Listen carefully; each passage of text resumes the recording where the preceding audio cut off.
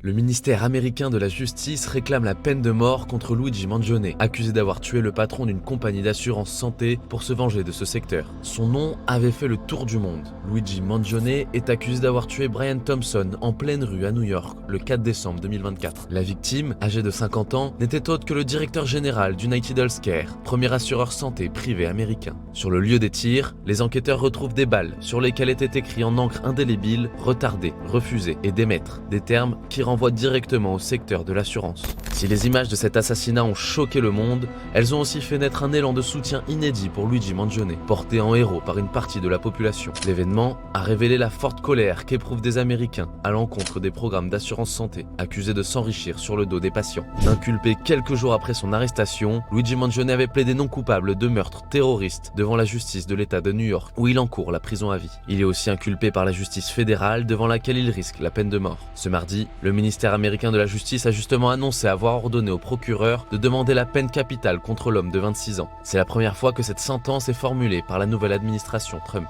Le meurtre de Brian Thompson, un homme innocent et père de 2 jeunes enfants, par Luigi Mangione, était un assassinat prémédité et de sang-froid qui a choqué l'Amérique. Après mûre réflexion, j'ai demandé aux procureurs fédéraux de requérir la peine de mort dans cette affaire. Pour la ministre, cette décision est une manière de mettre en œuvre le programme du président Trump visant à mettre fin aux crimes violents et à rétablir la sécurité en Amérique. De son côté, l'avocate de Luigi Mangione a qualifié de politique cette décision et a accusé le gouvernement de défendre l'industrie de la santé défaillante, immorale et meurtrière qui continue de terroriser le peuple américain.